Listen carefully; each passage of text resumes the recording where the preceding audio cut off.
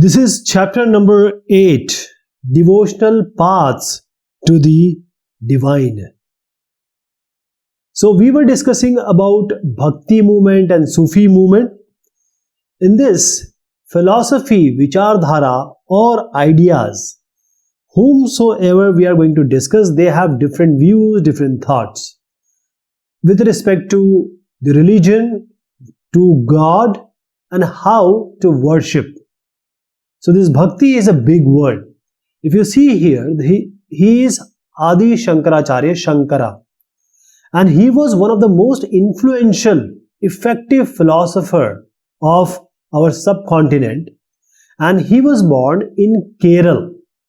Today's Kerala, in the 8th century. 8th century we are talking about. What he said, his idea was idea of Advaita. Advait. And this is also called as the doctrine of the oneness. Doctrine of the oneness, Advaita. What does it mean? See, every individual, it's being understood that everyone has a soul inside it, Atma, and there is a supreme God. So the soul and the God, supreme God, the Almighty, the ultimate reality, they are one. They are one. That is, they will be one. That is the Advaita. Okay, supreme God, which is ultimate reality, and the person's soul, individual soul, is oneness. He believed in oneness of them. Adi Shankaracharya. He also said the Brahman is created by Brahma, of course, the ultimate creator, Brahma. This Brahman is written, but it is actually related to Brahma. Okay, who created this world, everything he created. He is the ultimate God, ultimate reality. And the Brahma, in terms of Shankara, Adi Shankaracharya, what he thinks about Brahma, the main creator, is formless, without any attributes. That is, it is nirguna. Nirguna means no attribute. This Brahma has no attributes, no properties. Along with this, it is nirakar. That is, it is formless. There is no form, there is no picture, there is no sculpture, no murti. He also thinks that the world in which we live, we talk about money, we talk about car and buildings, etc. Whatever was there at that time, it is Maya. It's an illusion. Illusion means something is not there, but you think that it is there. It's illusion.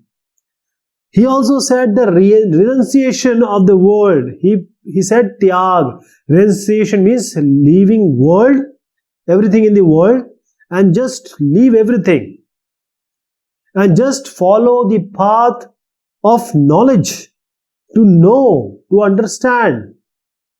The path you choose, drop everything, leave everything, and take the path in order to gain knowledge, in order to understand the things.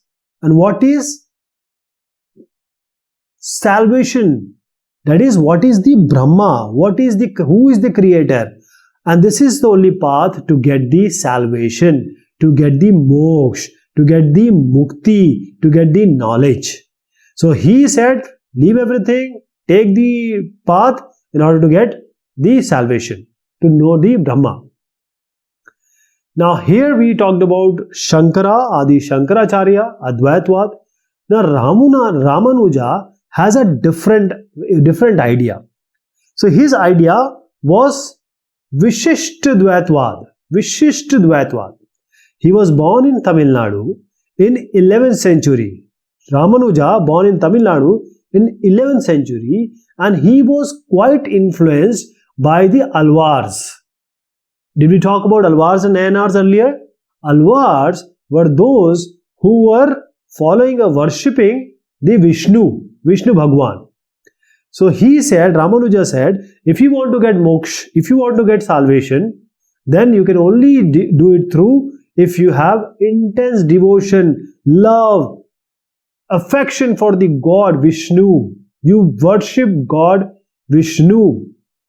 So Shankaracharya was giving the idea of Advaita, and Ramanuja was giving the idea of Vishisht Advaita. So Advaita, just add Vishisht in front of it. That is Vishisht Advaita. Advaita related to Shankaracharya. Vishisht Advaita related to Ramanuja of Tamil Nadu. Okay. So what was that? This is actually a qualified oneness. What does it qualified oneness means? Is that when your body's soul, everyone has a soul, that is what Sanatana Dharma says. So every soul, when it gets united with the Supreme God, the Almighty, it still remain distinct. Shankaracharya said they become one, but Ramanuja said the soul and the God, whenever they meet also, when you meet the God, your soul remain different. Your same soul remain distinct. Okay? And this became very popular in North India. I'll show each of one of them. We are talking now about Basavanna's Veerashaivism. Ramanuj, all these people we are talking about are from South. So everything started, this Bhakti movement all started from South. Basavanna. Now Basavanna and companions Allama Prabhu and Akka Mahadevi, all these.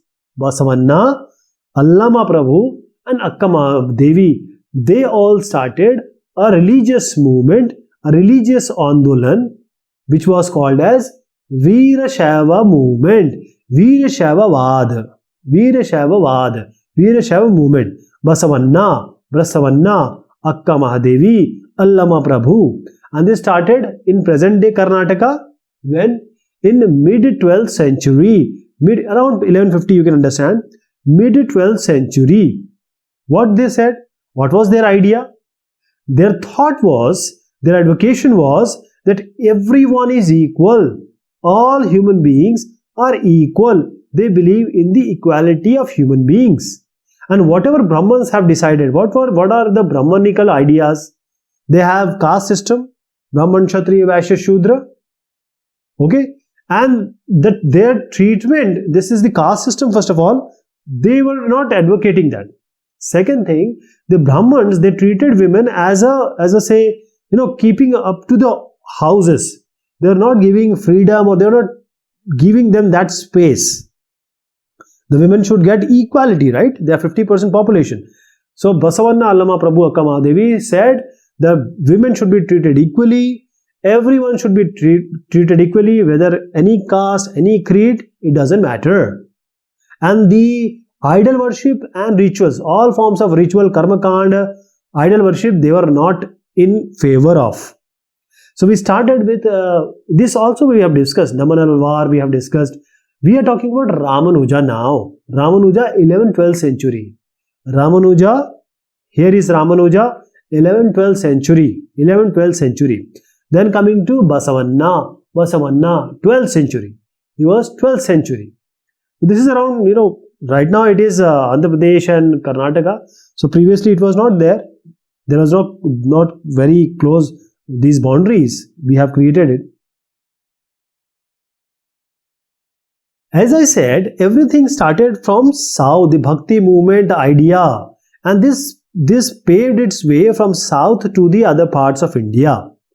So we are talking about, because Maharashtra is also coming in between. So Maharashtra in 13th century till 17th century, we saw a number of great, you can say the saint poets. Let me name them first. His name is Janeshwara. I am writing J. He is Janeshwar, the most important one I am talking about. Here we have Namadev. Here we have Eknath. Then Tukaram. And women were also there, like Sakkubai. And now the whole family of Chokha Mela family. So this Chokha Mela family we are talking about, because this family and these people, And Chokha Mela actually was belonging to a Mahar caste. And Mahar caste was untouchable, Achut caste. Means the Ati Shudra, which was not considered as a part of the society, were the Chokha Mela. So let me tell you again, the most important great number of saint poems are these, which you see in the picture also. Remember them: Janeshwara, Namdeva, Eknath, Tukaram, Sakkubai, and the family of Chokha Mela. What was their idea? How their bhakti was? So their bhakti was basically devised. There is a place called Pandharpur. So how the Vishnu was praised or worshipped there in Pandharpur, Vithala. Vitthal is actually a name of Vishnu only. So the regional tradition, what was being followed in Pandharpur, that is how their idea of bhakti was. There is one more thing. They were saying that every person has in their heart a God. This is heart I am making. Every person has a God inside his or her heart. Okay. So two things: the way the old tradition, how the Pandharpur was following the bhakti, and heart. Everyone is in heart. So these saint poems, basically they were saint but poets also. They were writing, they were giving music, and people were singing it. So these saint of Maharashtra, first of all the religious things like Karma Kand, and someone is dying, someone is taking birth, and all rituals are taking place, and they were very much against it. And second thing is outward display of piety. Piety means showing the level, status, cleanliness. I am like this, I am like that.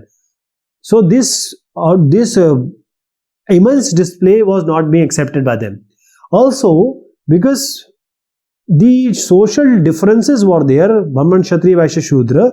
So if everyone who is having a birth, there should be no social differences on the basis of birth. Because Brahman can become Kshatriya, Kshatriya can become Brahman, all these good people can become because of various different Ved, different Yagya. So they were rejecting the idea of renunciation. Renunciation means tyag, leaving everything. They just said, work, have family, have kids, live a life like what normal people do. Okay? That is, if see any person who is having a problem, help them. Humanist approach you have to follow. Manavtavadi approach you have to follow. Serve everyone who is in need. That is, these saints of Maharashtra were saying.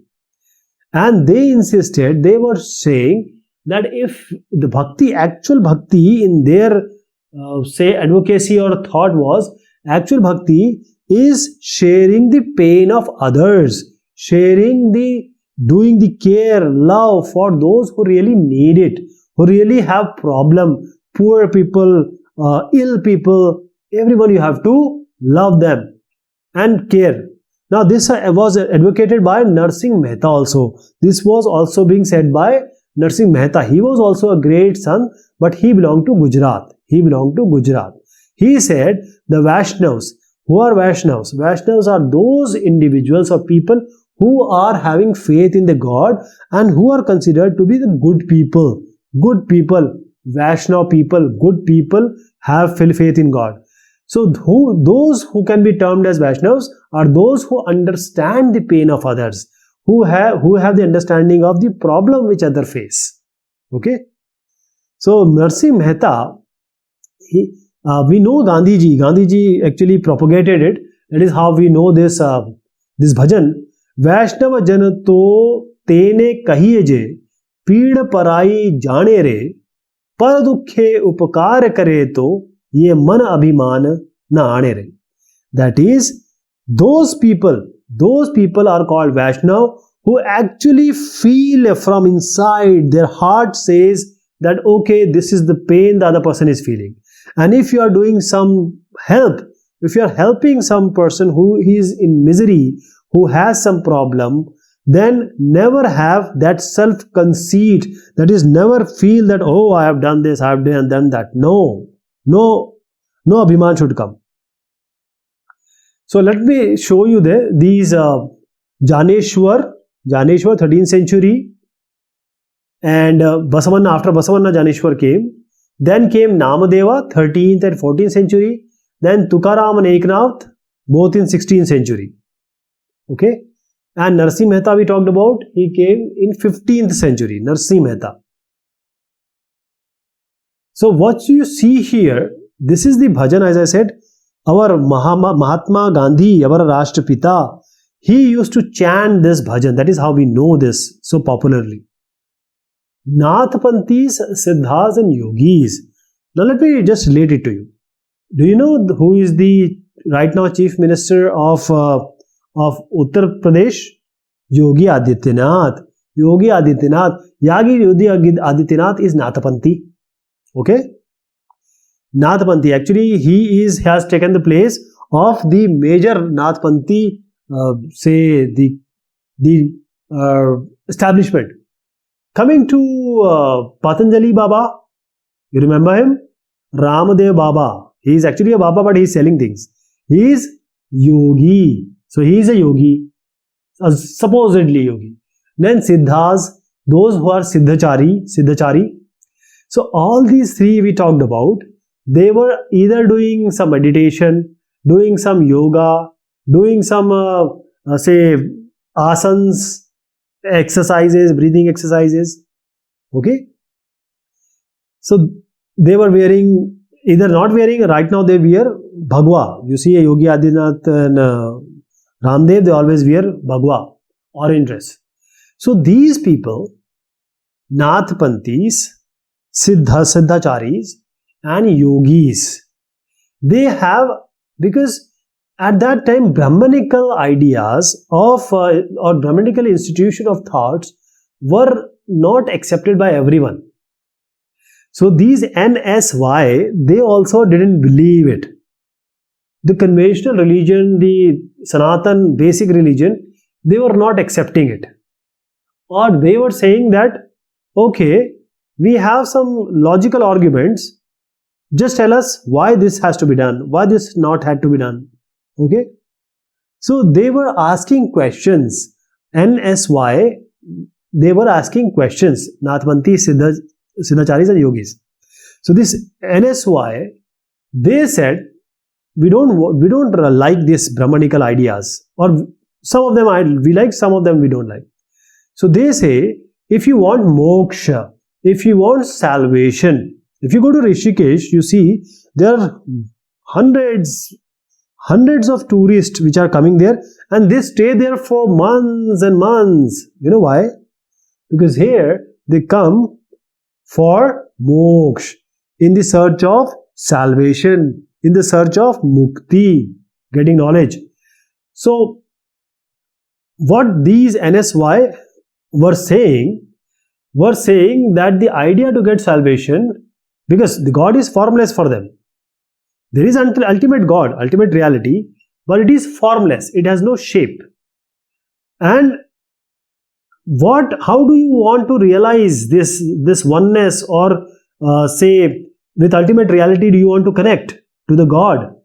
In order to do that, you can be trained for it, but you have to train it, your mind and your body.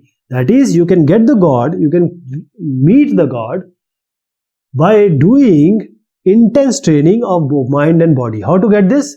For that you have to do yogasanas. That is some form of exercise. Yogasana. Pranayam is breathing exercise. Then you have to do meditation. Sit and relax and just don't think about anything.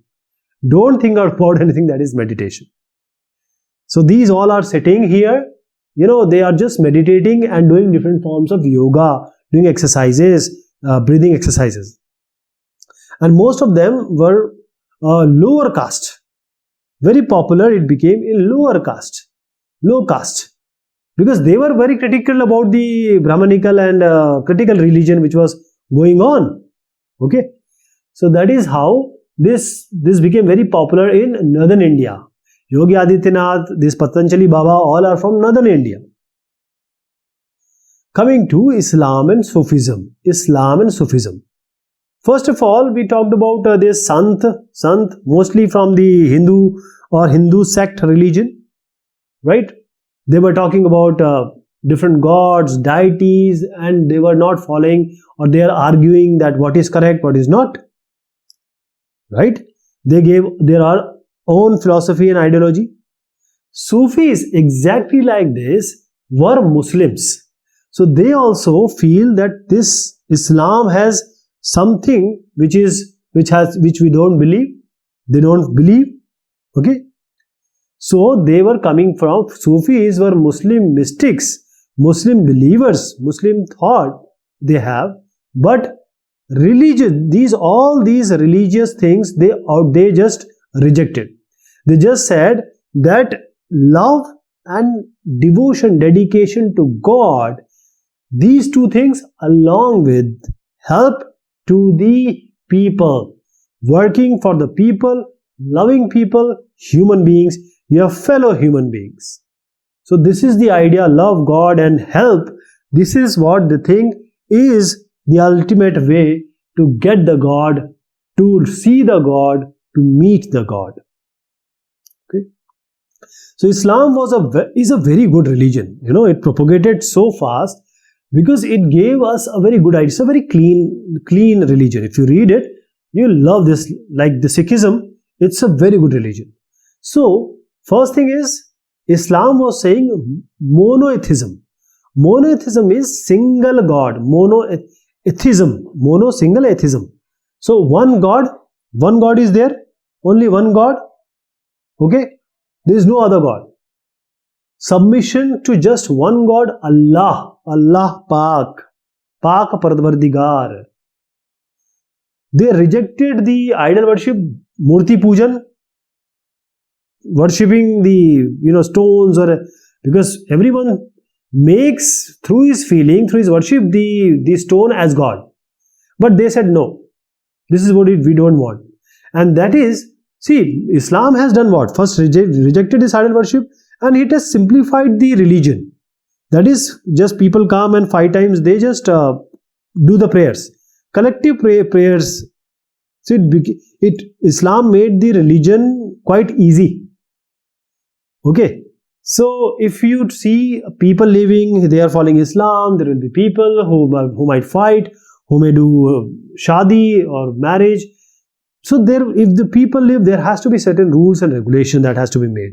So the good people, the scholarly or the intelligent people, they made laws, rules and regulation, and these rules and regulation are called Shariat. It is called Shariat. Most of the Muslim countries, if you see, they follow Shariat. The Sufis said, no. First of all these rituals you are doing, all this karm kand in Muslim religion, we don't want it. We outrightly reject it. First is this. Muslim Sharia. Second thing is Muslim Sharia, which was propounded by these Muslim scholars, big intelligent people, Muslim intelligent people.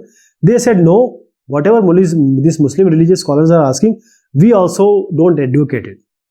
So Sharia we don't want, we don't like it, and also these religious rituals which we have to do, I don't want. So they wanted the love to the God, the affection to the God should be like this. The way you love your women, you love your girl, you love your boy, that is premi premika, lovers, the way they love, the intense love they show, that love should be the love for the God. That is, just leave the world, love your lover, and your lover is now God. So all these Sufis which we know and the saints we know, why they became popular? Because they were writing poems, they were composing poems, they were also singing and other people were singing. So they were also doing these anecdotes and fables. Anecdotes means small stories. Fables means making stories. That is, story which is not true, but it is, you have created it. So they made it. Anecdotes also and fables also, and small stories and some story which gives you some good idea. So this Central Asia, Iran area, nearby area, there were Sufis, like they came and settled in different part of our country, Indian subcontinent. Ghazali, Rumi and Sadi, they were three prominent. Let me show you the picture so that you understand them well. Ghazali, Rumi and Sadi. So they came, and the Nathpanthi, NSY, I was saying, NSY, all these have their idea that we can be trained. Heart can be trained. Sufis were also saying, yes, in order to get the God, we can be trained. We can train your heart. We can train the heart in order to get the love from the God, or to get connected to the God, right? To see the world in different way. So there is some peer or master or some teacher. You can call them peer or master. So they will teach us zikr. Zikr means taking the name of your God or your priyatam or your lover. Zikr. Chanting of sacred formula like Subhanallah, Subhanallah, or Ram, Ram, Ram, like this. And contemplation is to think in that way. Sama means singing. Singing. Raqs means dancing. See here, everyone is dancing, everyone is doing zikr and contemplating. Then we have discussion of parables. Parables means your ideas, drishtant, thinking in your way. Discussion of parables about what you think. And then breath control, like we just talked about NSY, pranayam, etc. This is breath control. Breath control. Okay. So zikr, contemplation, sama, raqs, parables, breath control, all are done under the master or a peer. And these masters, different masters, because people started believing them, following them, so they formed different sect called as silsila. So some go to this Sufi, they have a silsila. Some go to some other Sufi, they have a silsila. So silsila of different cities. Silsila means a chain. One Sufi came, then another Sufi of that particular sect belief came, this peer came. So this is a kind of a chain or genealogy, you can say. It's a silsila. So all these silsila have a different tariqa or way. The other silsila will have a other tariqa of doing all these forms. So as I said, from Central Asia, that is the Iran and nearby part, they came from Central Asia, settled in our Indian subcontinent in 11th century. So at this time, mostly why they came, because Delhi Sultanate was establishing. Because we were connected, first Delhi Sultanate, then Mughal Empire, we were quite connected to the Middle East area or Central Asia. If you talk about Qutub Minar, see, the name is Qutub. This has come from some Sufi only. So one of the main silsila in the Indian subcontinent, which became very popular, very influential, very important, was Chishti silsila. Chishti silsila. Silsila means one by one, the peer came, Sufis came, that is silsila. So here we have different Chishtis, Khwaja Gharib Nawaz, Moinuddin Chishti. Then we have, this is Ajmer. Then second one is Qutubuddin Bakhtiyar Kaki of Delhi. Then we have as I said, Qutub Minar is made on his name only. Then we have Baba Farid, very popular in Punjab still, and Khwaja Nizamuddin Auliya of Delhi. Then we have Banda Nawaz Gesu Daras of Gulbarga, Karnataka. So these Sufi masters we are talking about, like Baba Farid, you can take example. Baba Farid will take an example. So Baba Farid will sit somewhere, have an assembly, have a sabha, and people would come. These places where the sabha or the assemblies were done were called as khanqahs or hospices, khanqahs or hospices. And here royalty means the king emperor would come. Here also, say, the nobility or big people would come, and also the ordinary people will also come, and they will sit in the khanqa, They'll discuss about something spiritual. Some would come only for the blessings, say for Baba Farid.